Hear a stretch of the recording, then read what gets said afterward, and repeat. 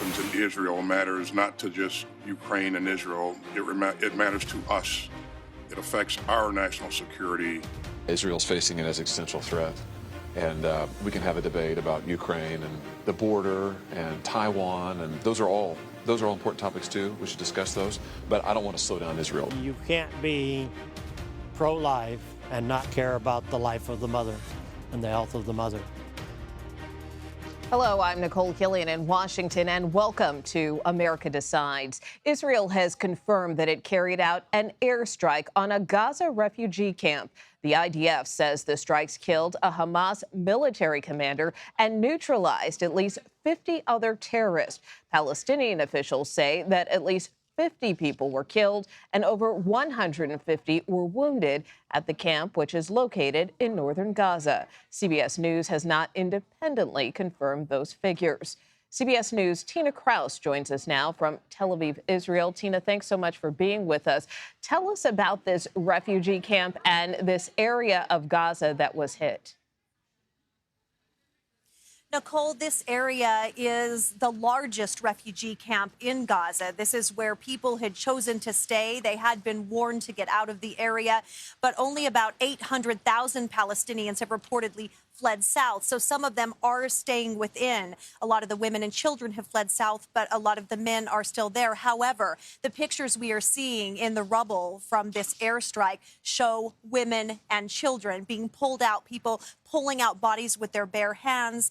One man saying, "We are literally filling bags with children. What are we doing?" So the pain, the anger, the heartbreak from the Palestinian side is palpable tonight. It is horrible over there, and they are trying to understand why this has to happen. Israel saying it has to happen because Hamas must be destroyed, whatever it takes.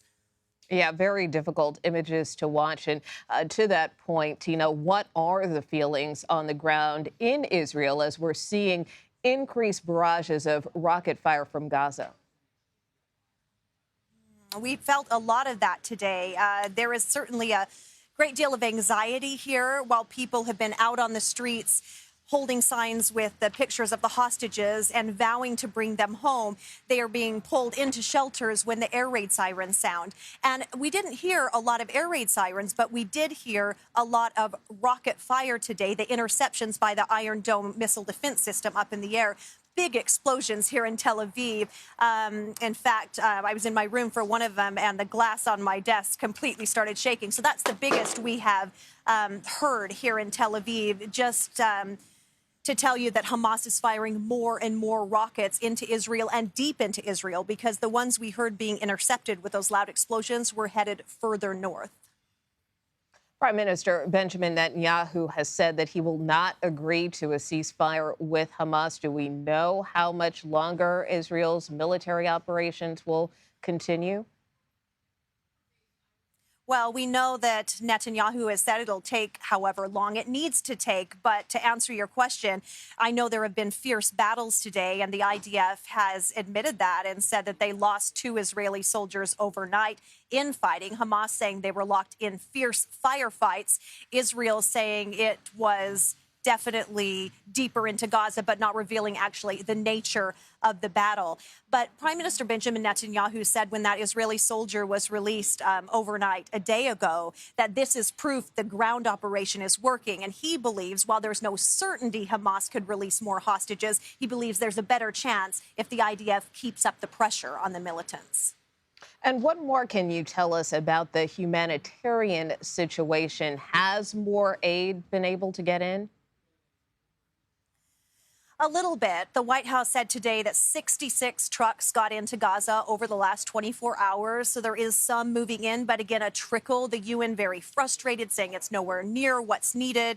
They're negotiating with Israel, the U.S. is, to try to also get fuel into Gaza because the hospitals and Palestinians are needing this fuel. They're desperate for it. But Israel, it's a sticking point. They don't want this fuel going in. They're afraid it'll turn up in the hands of Hamas, and it could be used in their rockets. So the UN Secretary General just saying that civilians are bearing the brunt of this conflict, and he said he's dismayed at reports that up to 2/3 of the Palestinian victims have been women and children. Nicole? Tina Kraus, we thank you so much for your reporting tonight. Stay safe.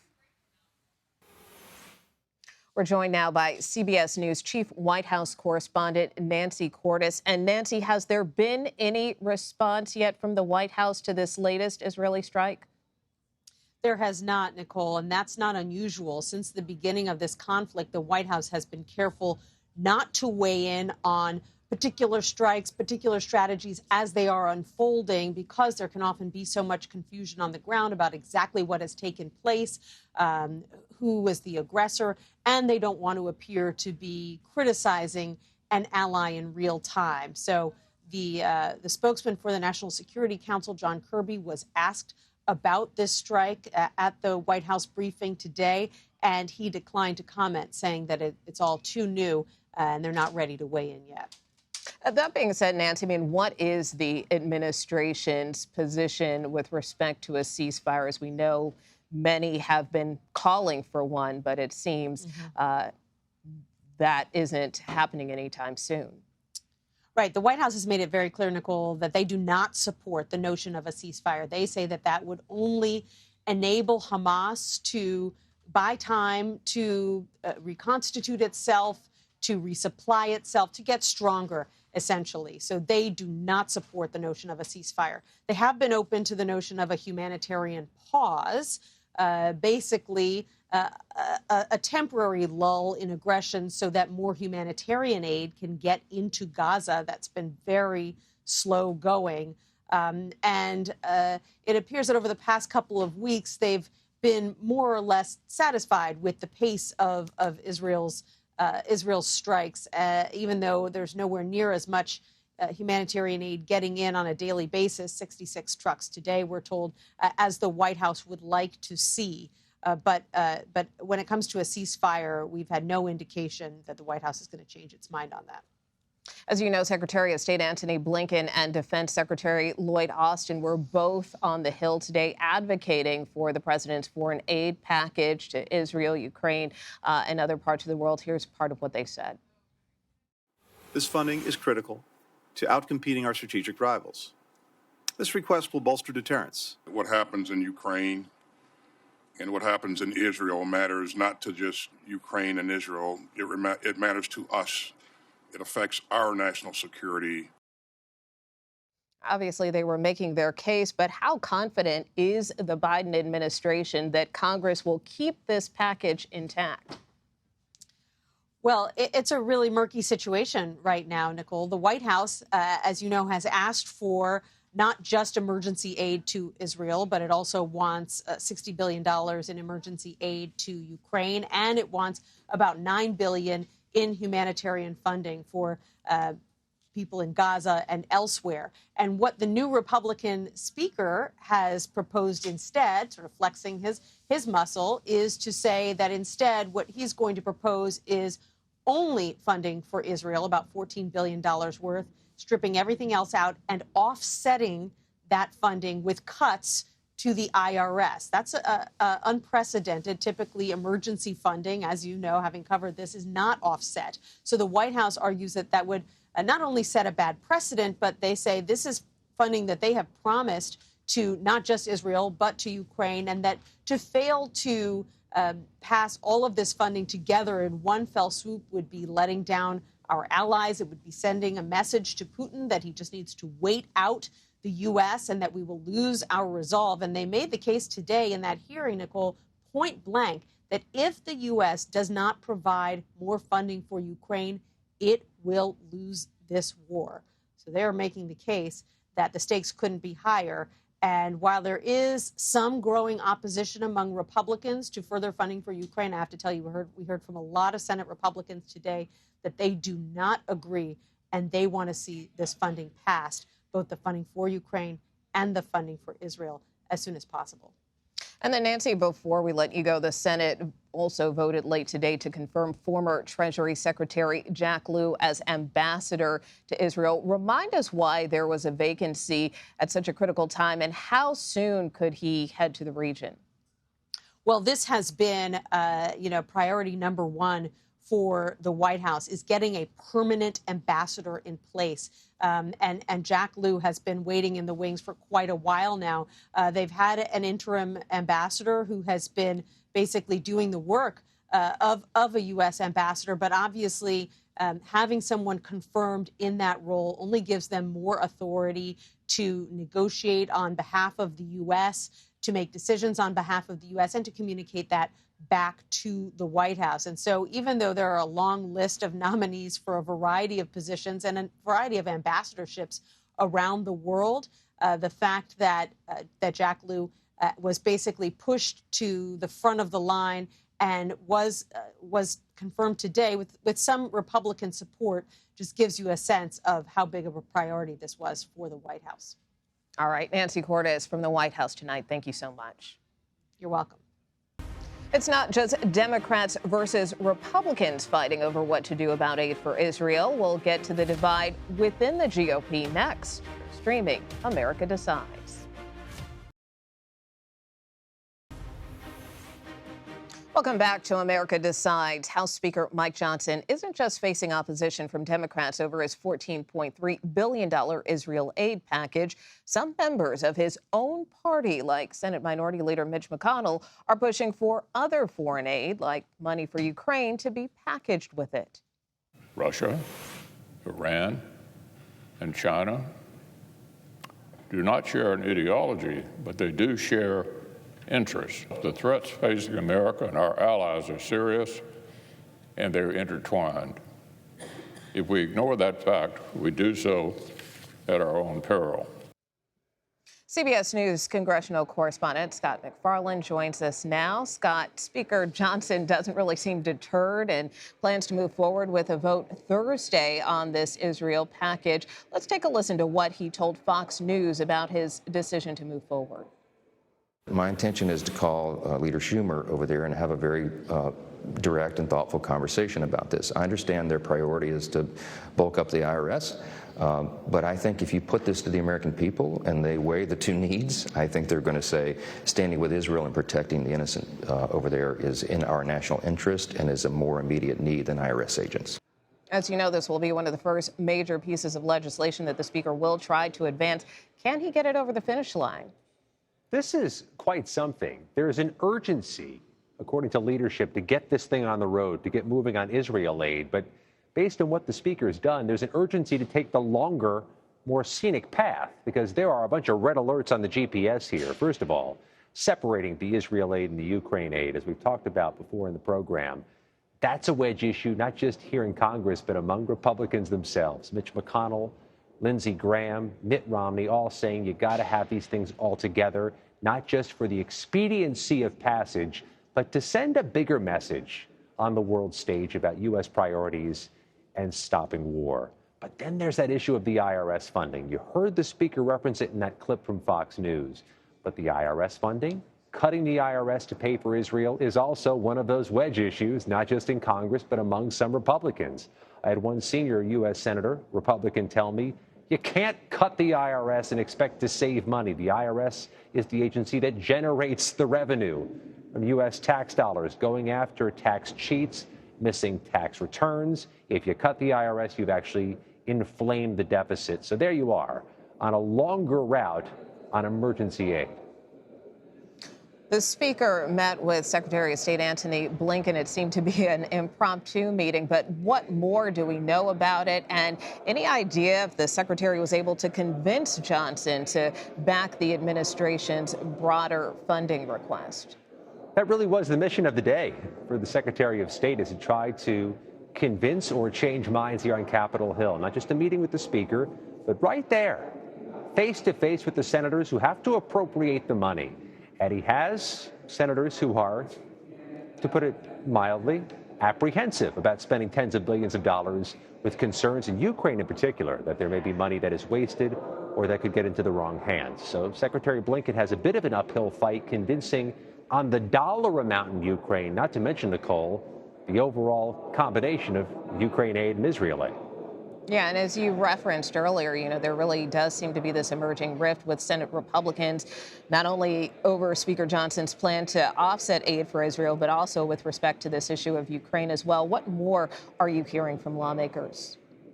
We talked to an awful lot of Senate Republicans, as you have this week, Nicole, and they're just in disagreement with each other. Take a listen to two of them, Mitt Romney and Josh Hawley, outside Senate hearings today. If we're going to have a piece of legislation that actually becomes law, it's going to include support for Ukraine as well as Israel. There may be other elements that are attached to it, but it's not acceptable to abandon Ukraine. That would be devastating to our interests around the world. Let's do this week. Let's get this done. Israel's facing an existential threat, and we can have a debate about Ukraine and the border and Taiwan, and those are all important topics too. We should discuss those, but I don't want to slow down Israel. So, Nicole, there is this fundamentally compelling dynamic. It's emergency aid going through a notoriously sluggish process now on Capitol Hill of offsets and spending resolutions. This is going to cost, if nothing else, time. And then just shifting gears briefly, while Secretaries Blinken and Austin were on the Hill today advocating for the president's foreign aid package, there was also another big hearing on the Hill with the Homeland Security Secretary, the FBI directors, and others. Let's take a listen. Our most immediate concern is that violent extremists, individuals or small groups, will draw inspiration from the events in the Middle East to carry out attacks against Americans going about their daily lives. That includes not just homegrown violent extremists inspired by a foreign terrorist organization, but also domestic violent extremists targeting Jewish or Muslim communities. So I just want you to expand a little bit there after listening to the FBI director. I mean, how concerned are officials right now about potential threats in light of what we're seeing in the Middle East right now? Considering the stage and the audience, Nicole, quite a statement from the FBI director, saying in so many words that the threat is now on another level, that violent extremists can be galvanized by what's happening in the Middle East, targeting the U.S. homeland, and doing so in a way that is the most profound threat since the rise of ISIS years ago. He also mentioned a couple cases: the arrest of a Houston man, 20-year-old Jordanian living in Texas, suspected of studying bomb making and potentially targeting religious groups, and that there is an investigation into anti-Semitic threats at Cornell University in New York, not to mention one of the U.S. senators in the hearing rooms today who was threatened allegedly by a Nevada man, an anti-Semitic threat against Jackie Rosen of Nevada. There's just this growing sense that what's happening in the Middle East brings new and profound and noteworthy threats here at home. All right, Scott McFarland, thank you so much. Several states have implemented near-total abortion bans since the overturning of Roe v. Wade. We will take a look at a CBS News investigation on how some residents of Idaho are responding. You're streaming America Decides.